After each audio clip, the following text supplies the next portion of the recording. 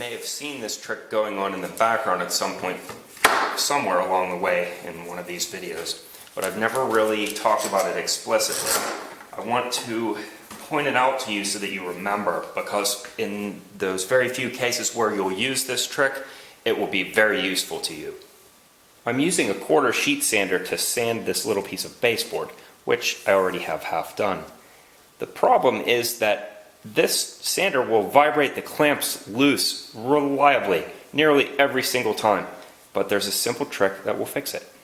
It's just a piece of bicycle inner tube, and when you put it all the way down at the bottom of the handle like this, it applies a little binding pressure that kind of locks the threads in place, and it makes it much harder to twist the handle, which is just enough to prohibit the sander from ever vibrating it loose.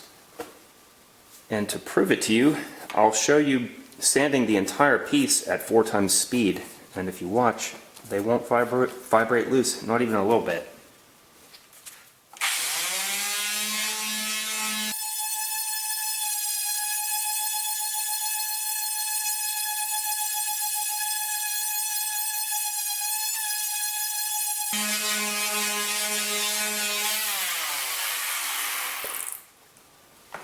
No trickery, no gimmick, no exaggeration.